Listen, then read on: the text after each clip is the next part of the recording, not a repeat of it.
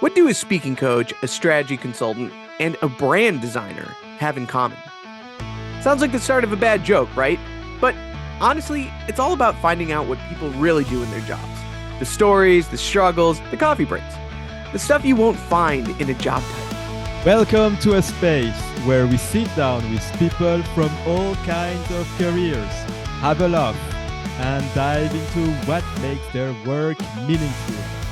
Whether you're looking to learn something new or just here for a good story, let us be your guide. I'm Jeff. And I'm Charlie.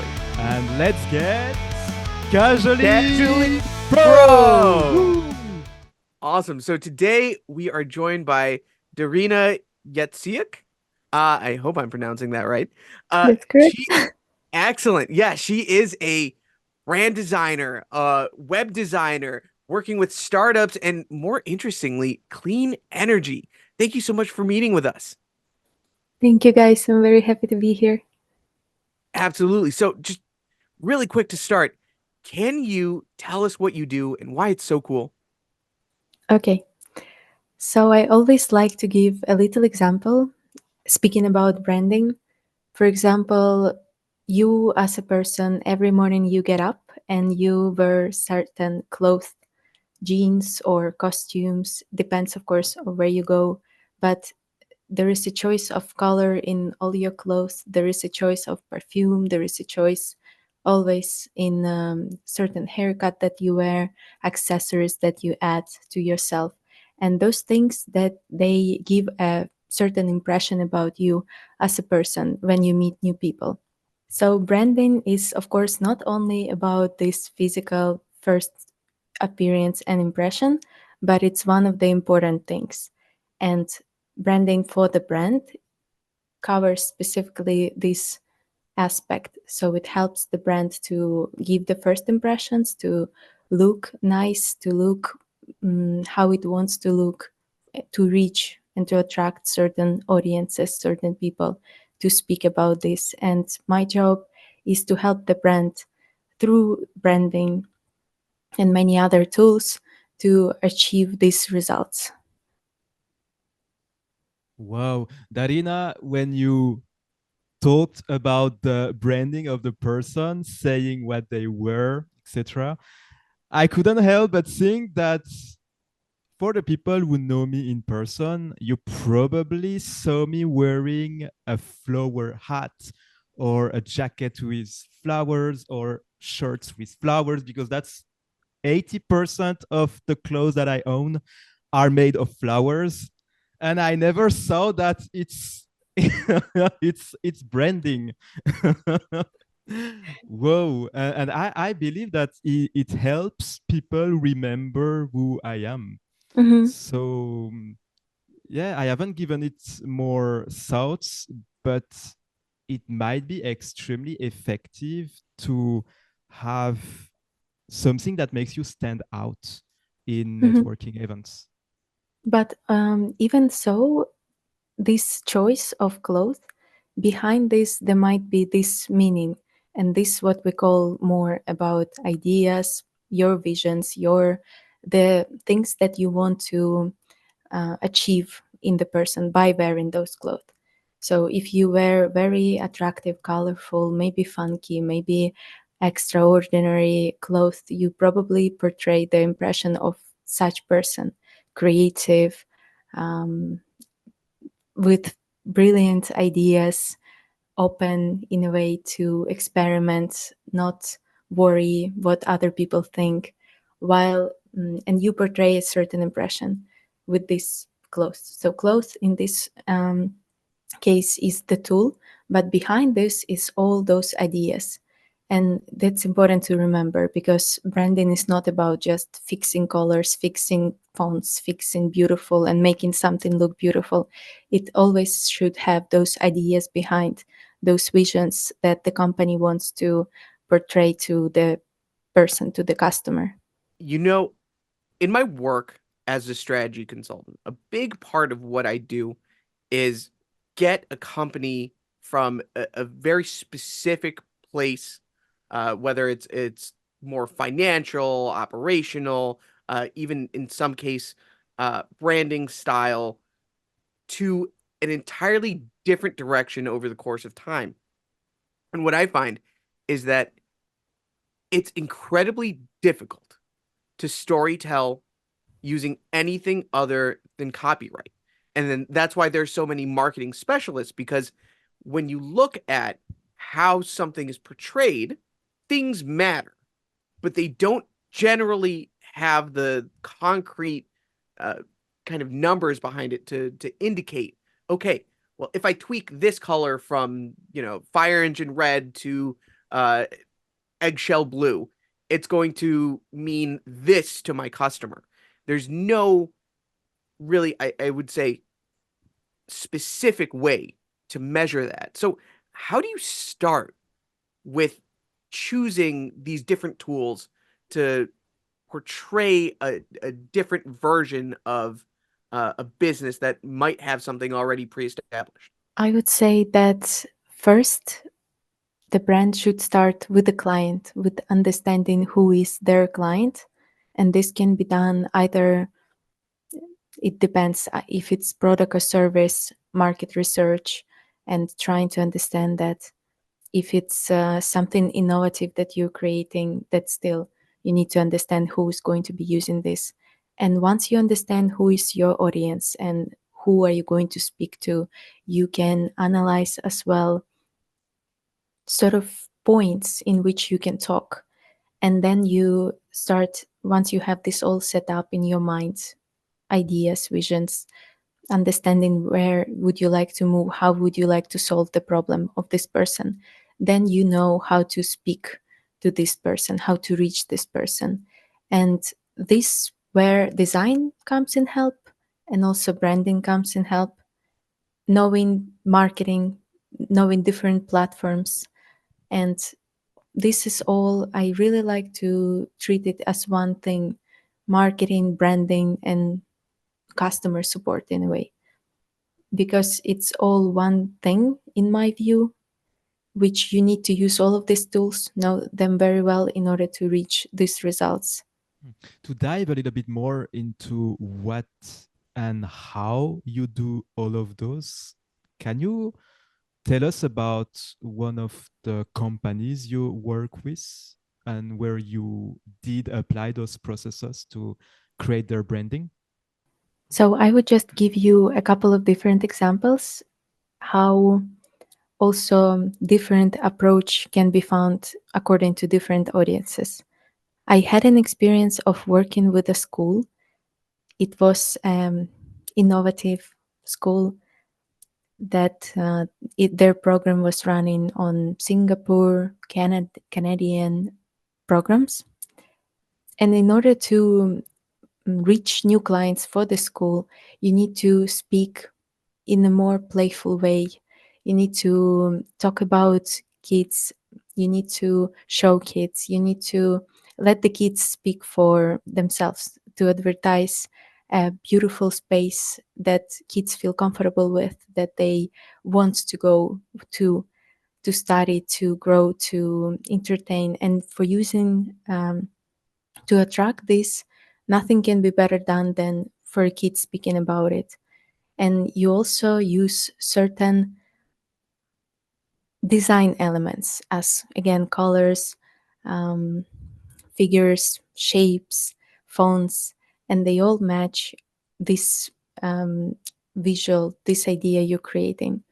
Then I had a company which was managing very complex topics and still wanted to.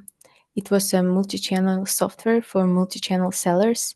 It's a very complex topic because it allows people to sell on different platforms, Amazon, eBay, Etsy, link their inventory and manage their inventory from one place. Super complex, super boring in a way if you talk about it like this.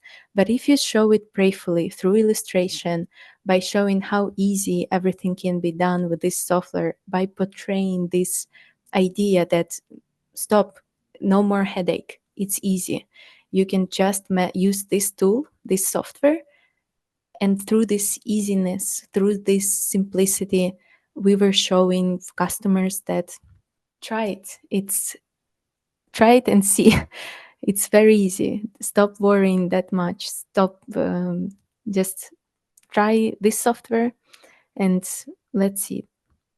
So every company is very specific, and every audience is very specific, and you have to understand who you're speaking to, most importantly, and then choosing all these tools to match differently. And for to how to choose these tools, for this there is a huge background of color psychology and many many many other tools that we learn as designers throughout the years before getting to work. There is such, I would say, dependency on finding the right customer, finding the right persona, I think is a term that another designer has used on our show before. And I'm super curious because having a conversation with different types of designers, and now we have someone whose overall position is to work with a brand.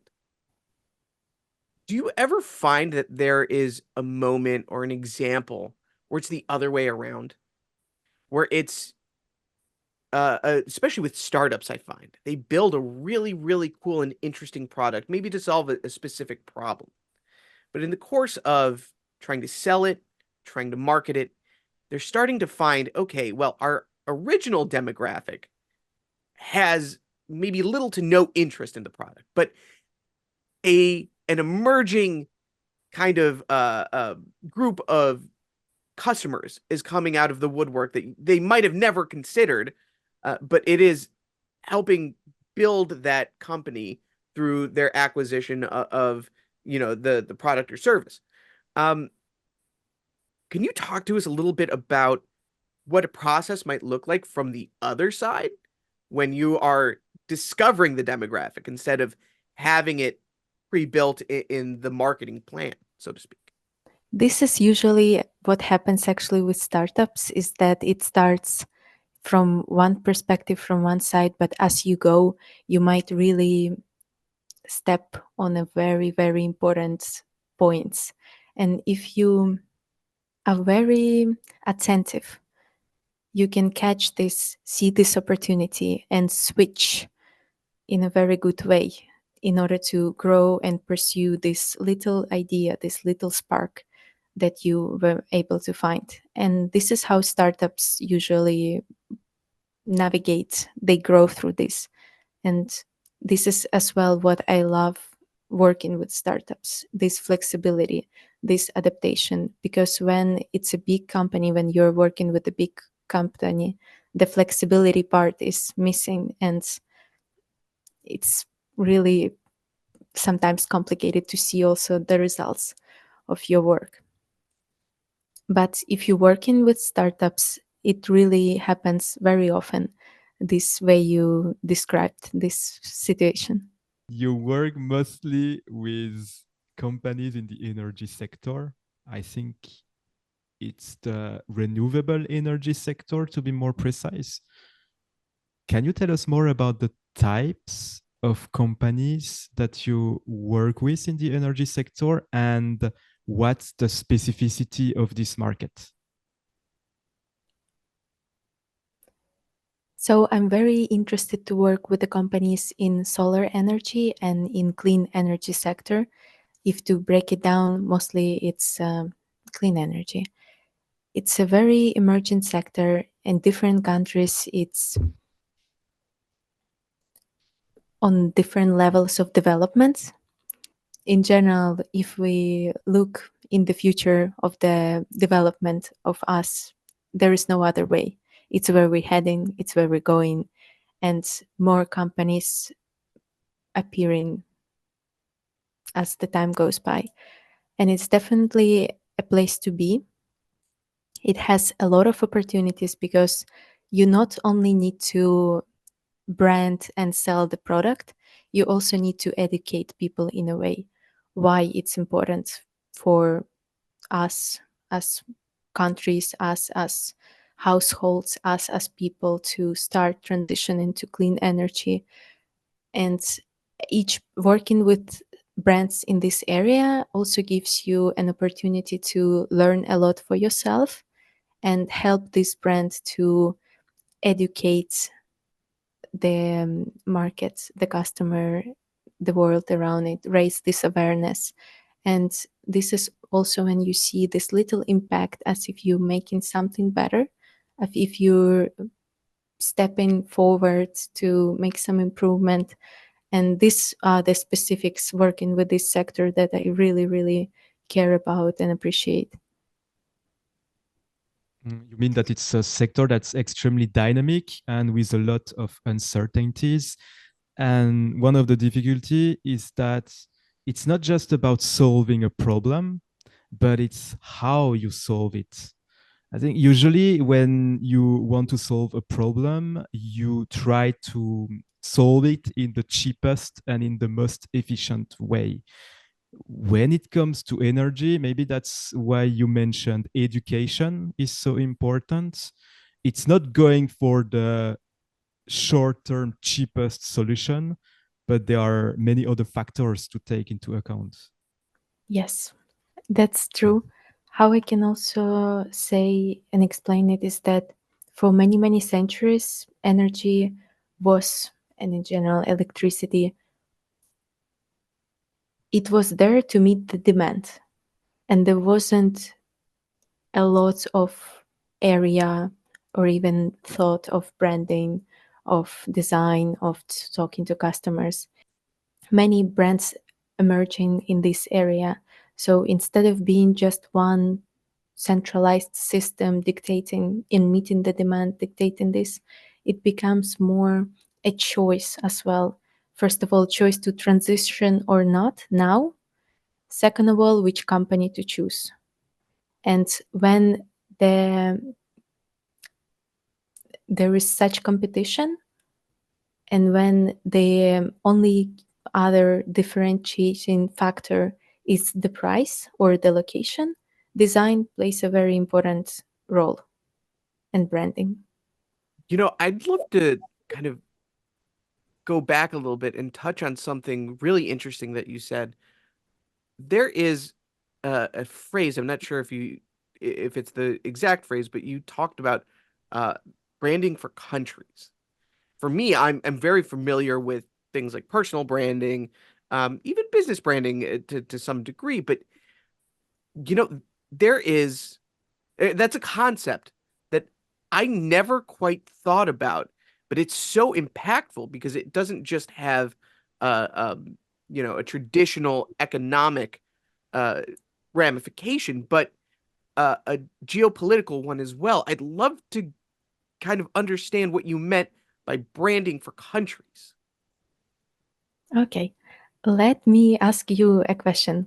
Can you give me 3 associations you have when I tell you a country? Let's do 2 times. First, Italy. Good pasta. Okay. Wine and the Pisa Tower. Oh, Okay. Now let's do the United States. barbecue.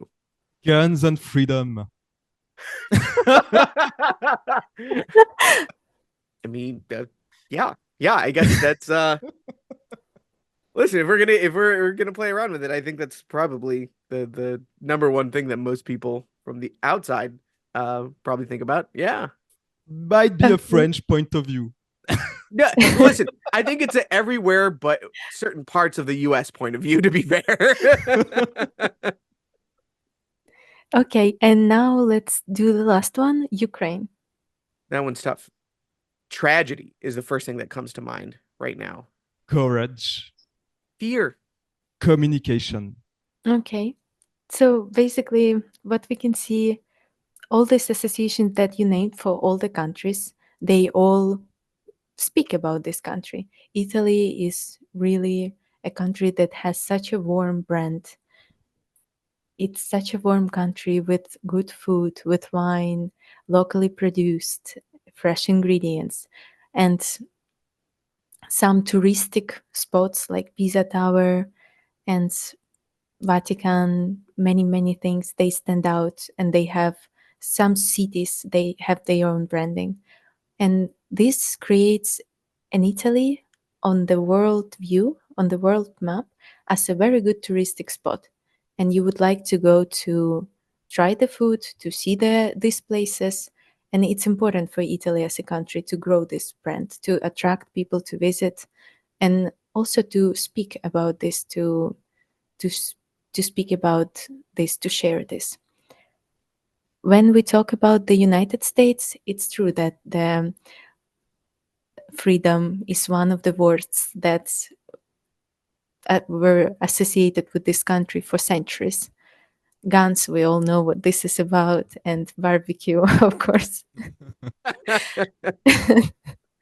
But you see, it's also interesting that barbecue comes from a person living in the States, the word from you, Charles. And so it's in a way something that probably maybe from your childhood, or so it's your personalized memory. And for the person outside of the States, it's guns and freedom. So US as a country has such a strong brand outside of US. It's probably it's a master of marketing in the world.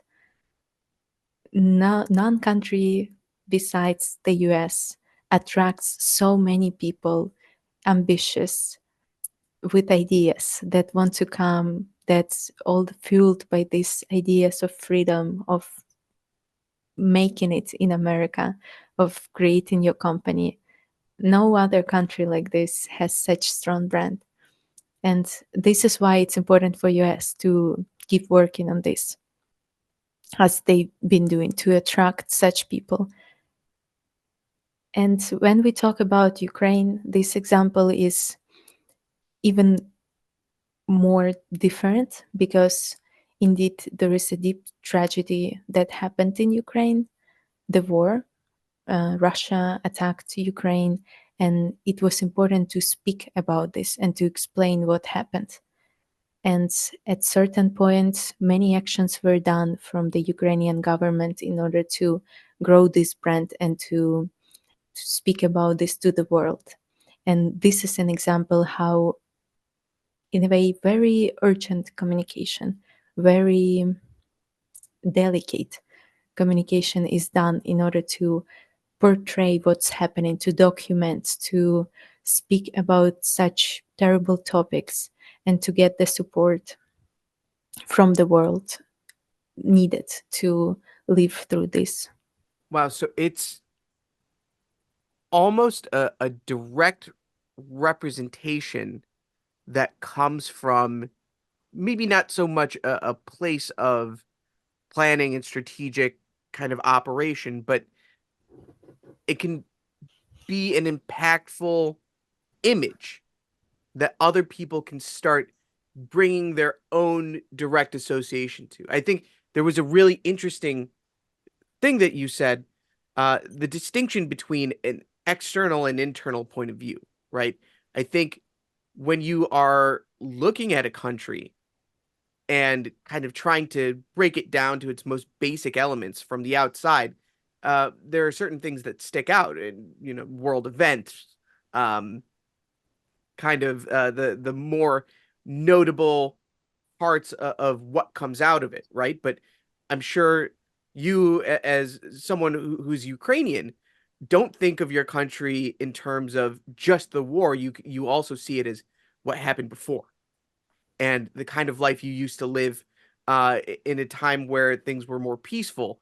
The same way that, I don't immediately associate the United States with uh, guns and freedom, but I think of, oh yeah, there was a great barbecue place down in Austin that I had the great chance of eating at.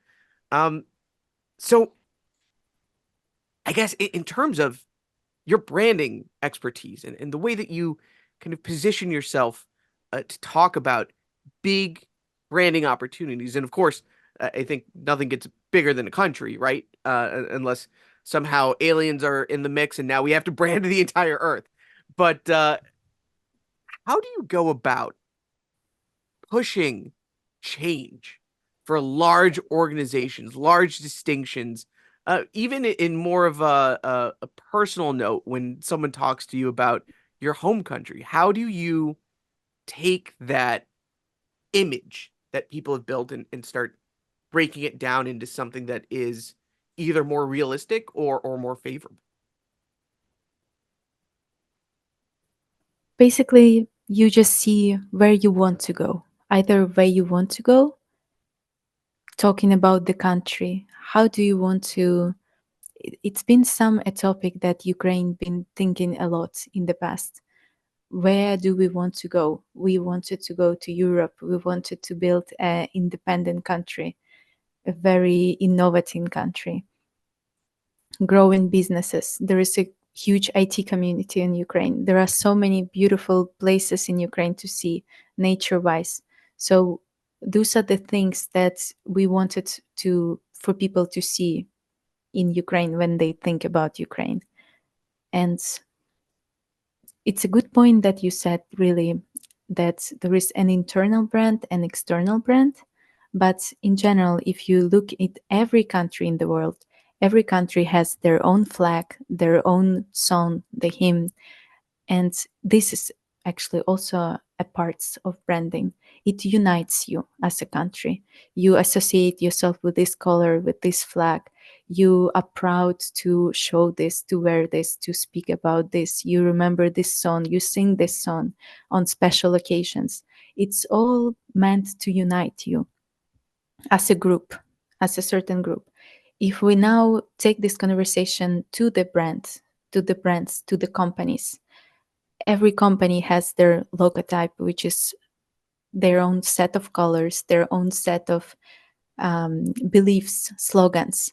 And this is also similar elements to, as we talked before, to flags and all of this.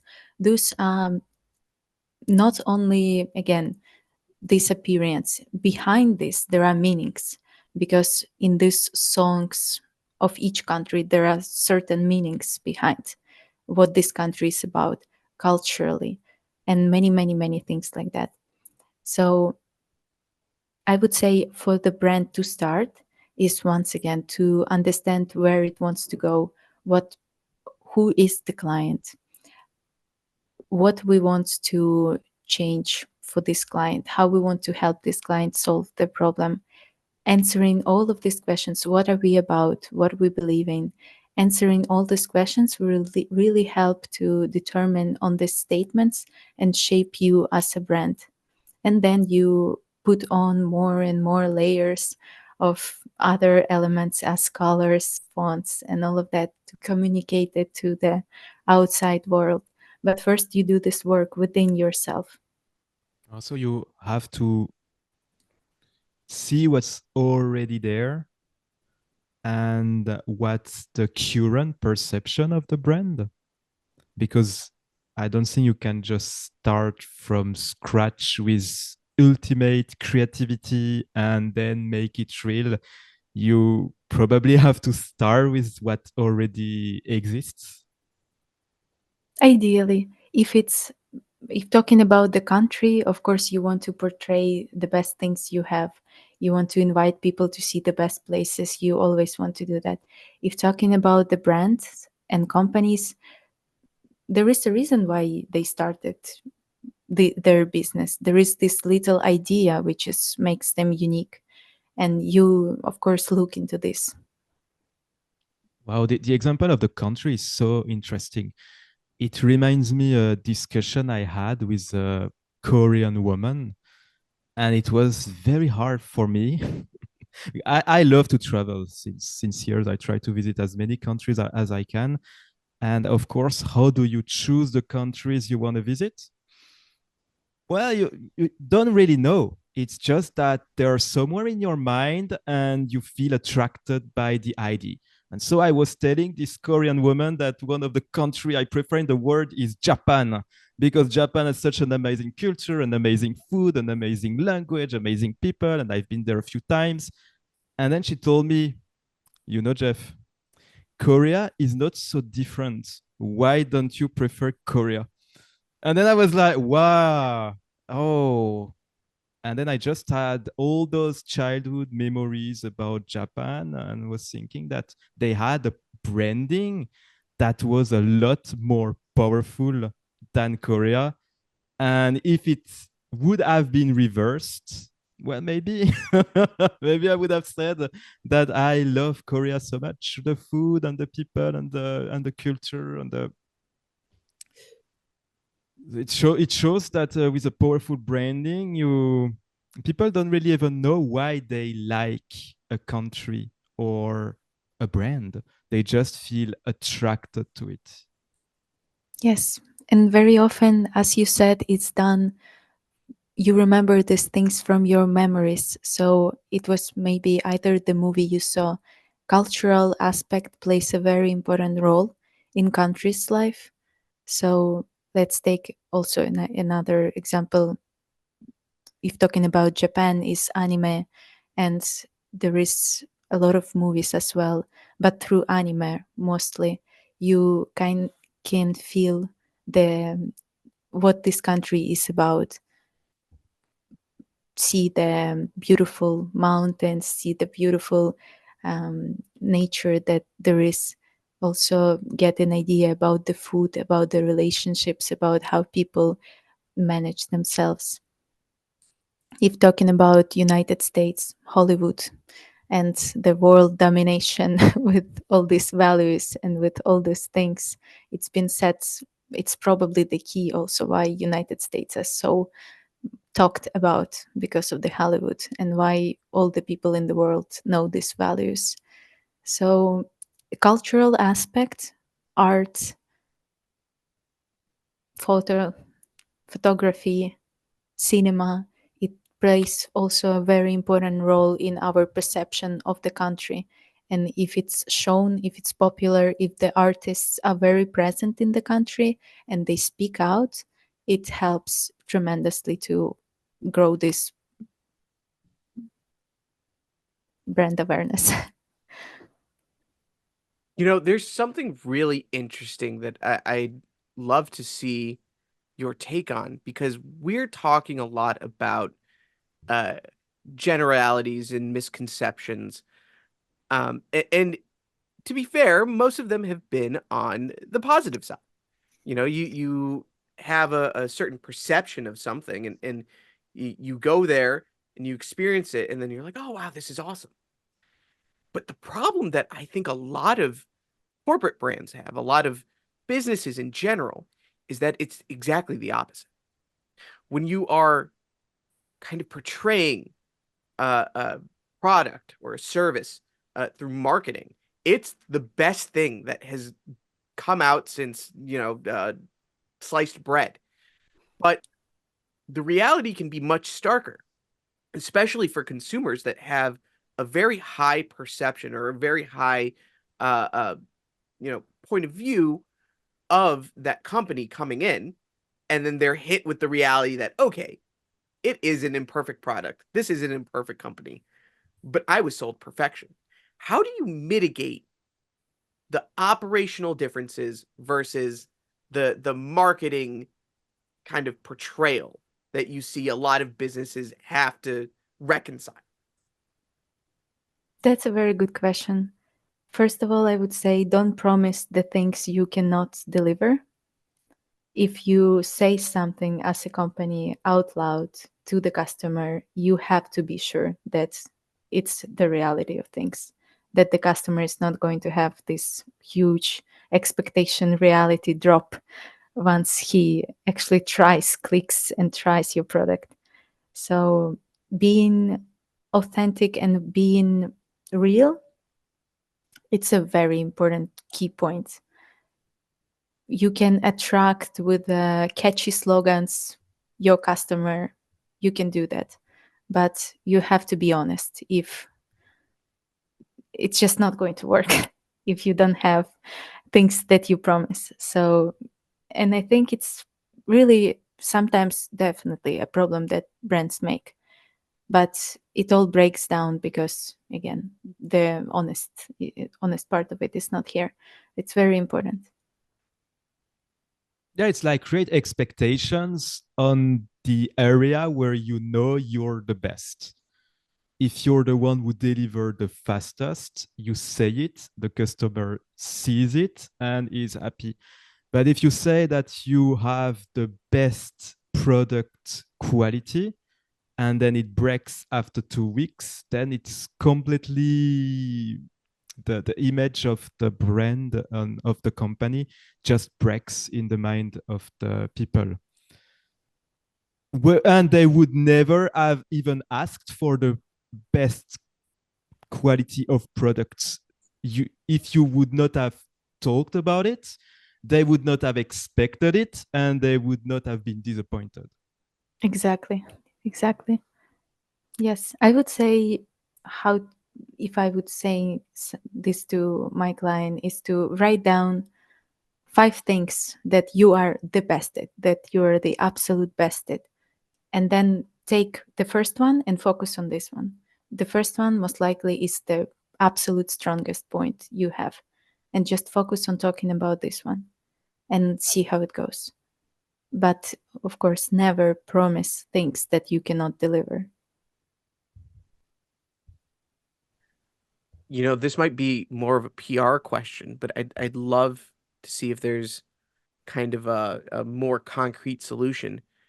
Have you ever worked with a client where they were spiraling, where they hit that wall of not meeting expectation, and how do you kind of rebrand them to be more, maybe even authentic, but more realistic with how they go through their marketing process and create these perceptions that are attainable? I would say that I had small examples, not on a big scale, just small examples of dealing with the customers that were disappointed either with the service or they didn't read enough and they tried and it didn't meet their expectation. So it's all being polite, being respectful, and trying to explain a person. If you can help the person, help the person. If it's not the right solution and you understand, just saying thank you for trying, but unfortunately, it's not what you're looking for. We might introduce this feature in the future.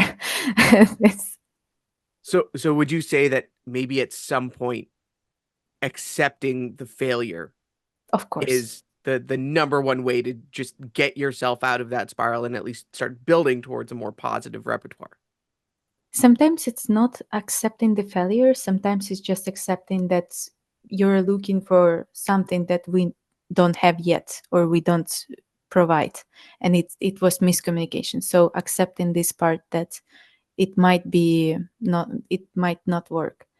And of course, listening to people. If there is something that this person wants and highlights that you can either build your product this way to improve or fix whatever miscommunication was on your channels, then also thanking this person for highlighting this and for helping out and going and fixing these things in order to avoid this miscommunication in the future or build up this feature, because if one person is interested, maybe even more people will be interested. But it's always this balance, and you need to understand also priorities of your brand and of your product if it's matches. So it's always why it's important to collect and to talk to people directly and to collect this feedback. I didn't expect to have this idea of authenticity when we speak about the branding of the companies.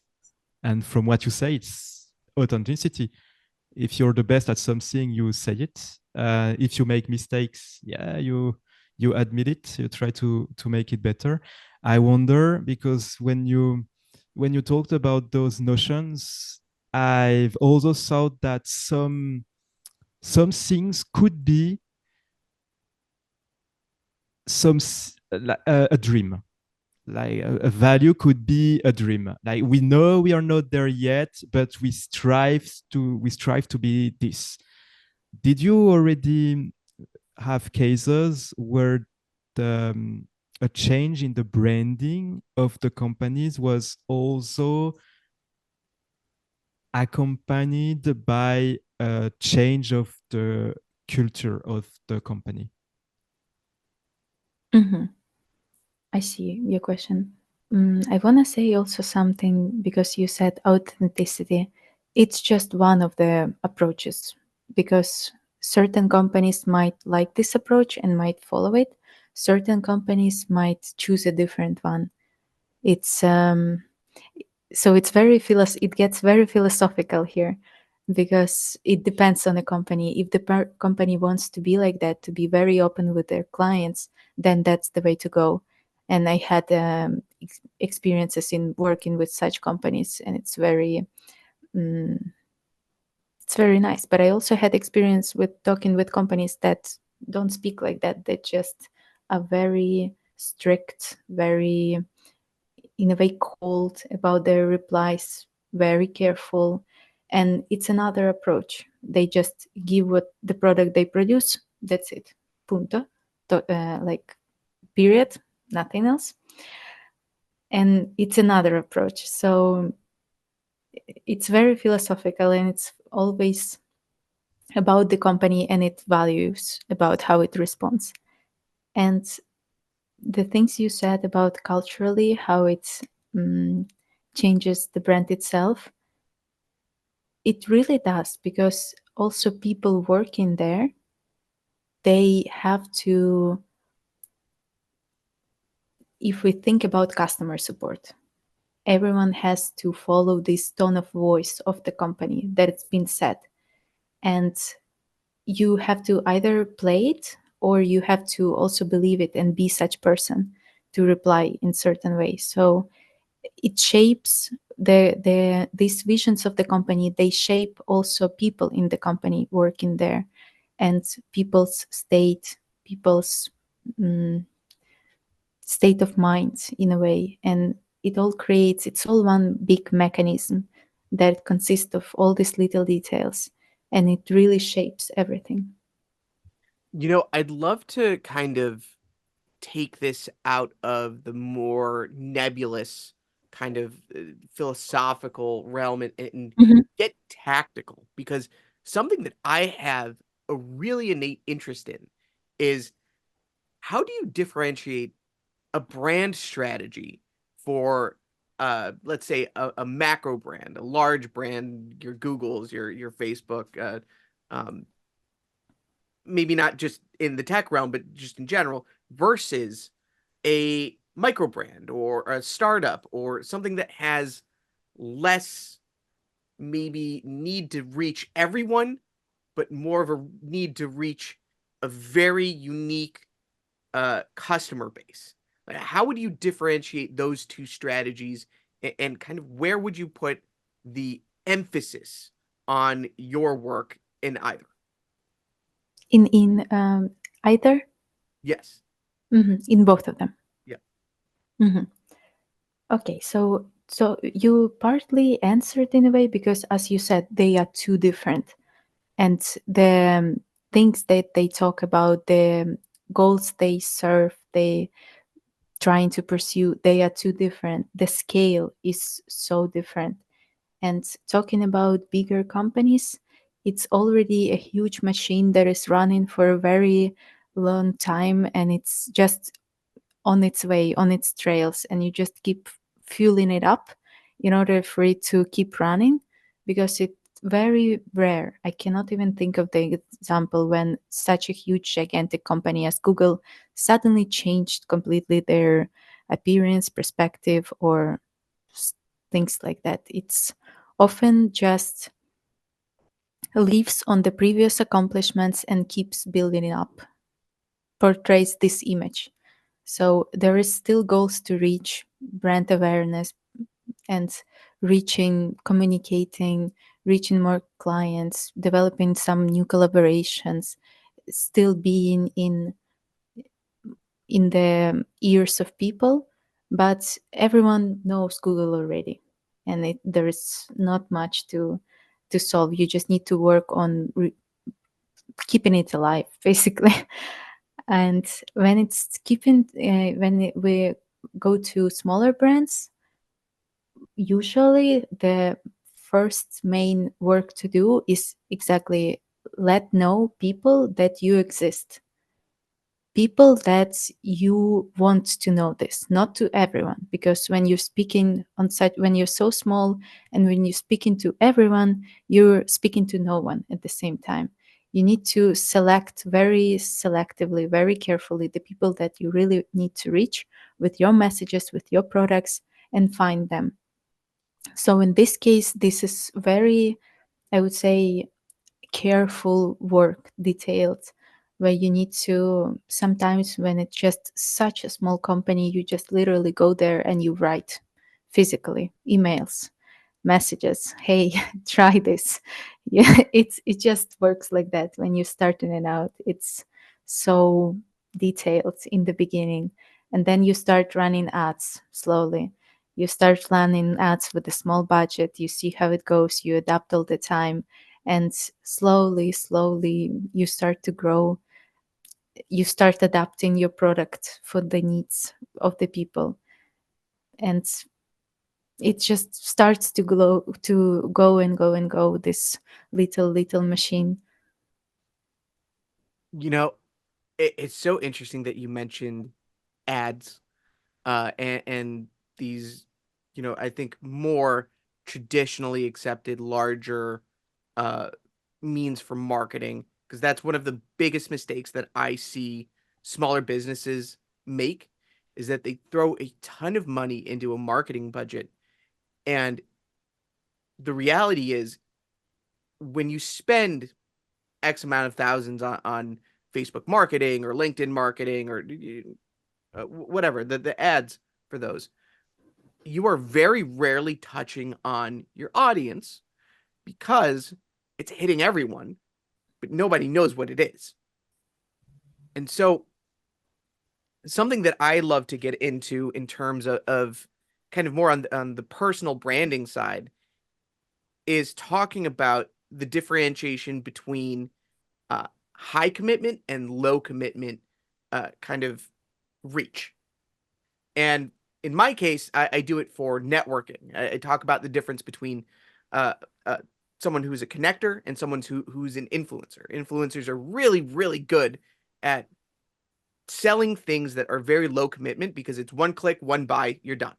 And so you have to reach a million different people to kind of build that up. But someone who is selling something that's more high commitment, say like a course or a service, um, that influencer might have millions and millions of followers, but it will not translate into sales at that level. And so I would love to get your take on more on the brand side, on the company side. How would you approach the difference between high commitment kind of services and products versus low commitment services and products that aren't, the traditional marketing needs? Mhm. Okay, let me address few points that you mentioned. First of all, influencers and talking with influencers, it should be very well selected, the person, this influencer, so to understand if his audience, her audience is matching your product, if it's going to bring you those things. Influencer is one of the way to, I would say, market something. Then there is ads, as we mentioned. Selecting the platform, they are so different. Sometimes it really, as you say, that it's very hard to reach through ads your clients because it's for everyone. But there are certain target mechanisms when you still select audience and when you still reach those people, and it works very well, but you just need to know the platform that you're advertising it on. Google ads work good. It also depends on the needs of the brand. Again, it's very hard to get here specific if you're not talking about some specific example, let's say. So more generally speaking, I'm a good fan, and I have a couple of good examples how organic search working on the blog help.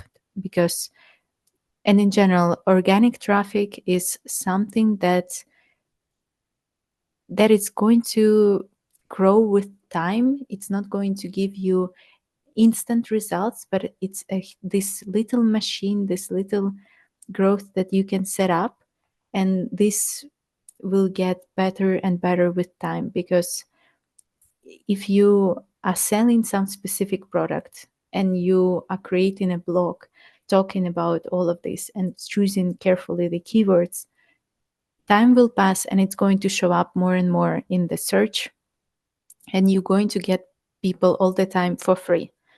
You're not going to pay for this. And this would be probably something that I would say for small businesses to start and to certainly consider, is to build the organic blog and to look into the potential of this. And then, of course, paid ads, paid traffic coming from different sources as well. Sometimes brands don't have so much budget for this, and it really goes into you going physically and writing to people and reaching out to them and finding your customers through there, using blogs, using other groups, platforms to advertise your service. Finding this, the more focused and the more niche you are, sometimes it also helps in the very beginning, because if you're solving the problem of some niche, you can get into this niche very easily, as if you're speaking about everything. But it also breaks it down like this, that generally, if you're speaking about everything and solving very global needs, you have to have a huge budget to speak about this, because it's such a big jump. But when you're focused on this small niche, it's easier to grow even organically in this area. When we are approaching kind of a difference in understanding the value proposition for a product or service, very rarely do we think about, okay, the ultimate message, right? I think every startup founder, or at least every business owner that I can think of, wants to have a global product or service. But that's not very realistic. Unless it's something that's easily transferable, like a tech product, for example. Software can go from, here to Japan and back in milliseconds. But the reality is, if you are providing a very niche service, or even in a globalized community, um, there's very few kind of recourses that you can have other than localization.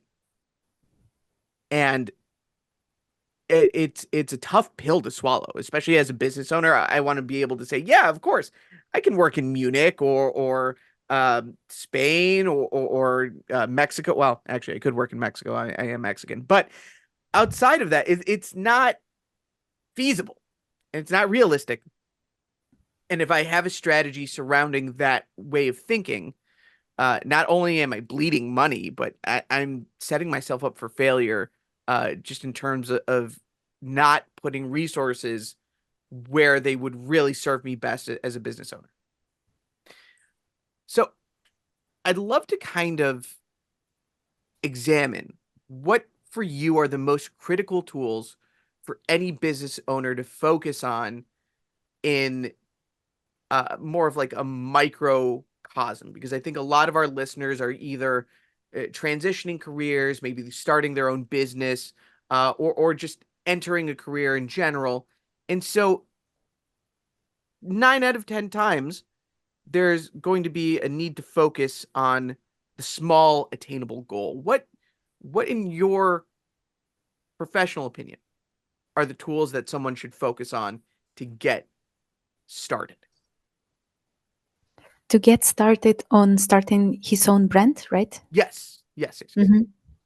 That's the question I also ask myself very often, because, as you mentioned, I had the same perception that if you start in a company, it should be a new Apple.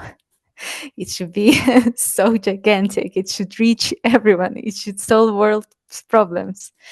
But very often, it's really, such brands already exist, and you should focus really on something niche, something local, something that you have expertise on. So I would say try to look inside yourself and ask yourself questions. What am I good at? What do I like? What am I interested about? I was asking myself questions. What do I see the main problems that will arise in the future in the world that can be solved now, or we can start thinking about them now? Energy is one of them. There are many other problems in many different areas. So you need to find what you're interested in this case. Someone would be interested in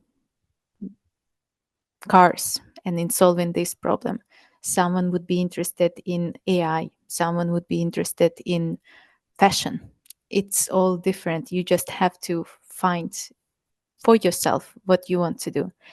And then combining all your past experiences and combining all the things that you have and you know about yourself, trying to understand what you can do as a human being to what are your best things that you can provide to this world. Maybe you're good in writing software, maybe you're good in sewing clothes, maybe you're good in communication. So you have to use the best that you have in order to help the world to solve some problems and to keep this in mind always. And it's a big work on yourself as well. So you who listen to this, grab a pen, grab a piece of paper, and ask yourself all those magic questions that Daryna just gave us. What are you good at? What do you like? How are you different? What problems do you see coming? What are you interested in? Daryna, this was so interesting.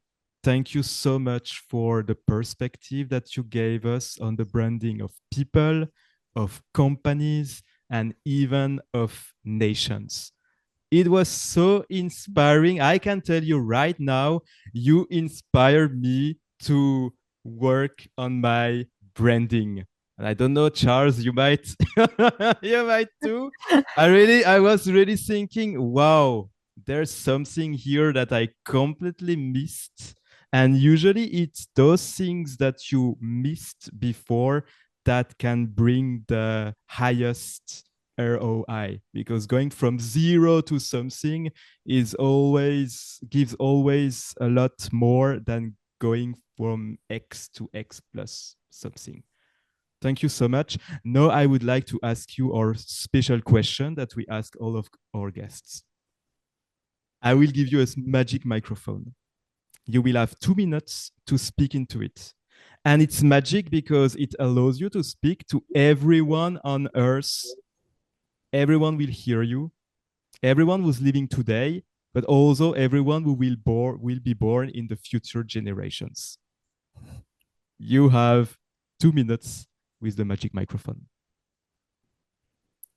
So you would like me to speak about some message that I want to tell people, right? Yes. Okay, Yes. got you. So I would like to say that coming from this saying, it's not going to be strictly professional, it's going to be more personal. Coming from Ukraine and having the moment in which I had to face the war, take all my things in my backpack and just leave the country that I used to live in. I want to say that the most important thing we have in life are people, because people that we love, our friends, it's very important. And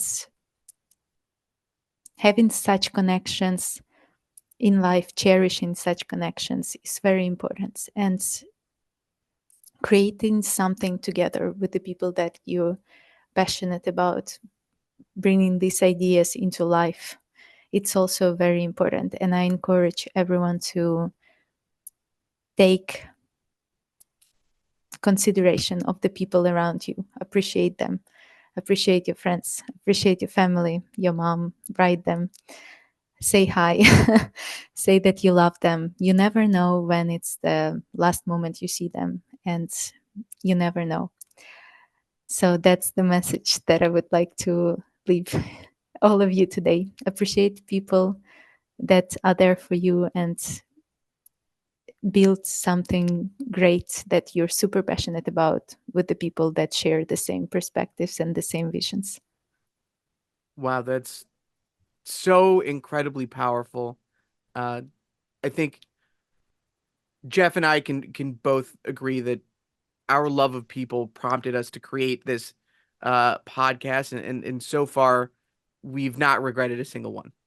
That this is truly a message that I think everyone needs to hear and needs to internalize, because the best investment that we can make, not just in business but in our lives and our happiness, is the love and appreciation of people. Daryna, thank you so much for joining us. It's been wonderful. If you are still listening, please make sure to like, subscribe, send this to a friend that you deeply love and appreciate. How about? And make sure you catch us. Yeah, make sure you catch us next Wednesday for our next guest. Thank you so much for joining us. Be well, and we'll see you next time. Thank Thank you. you. Thank you very much. Bye. Bye-bye. Thank you.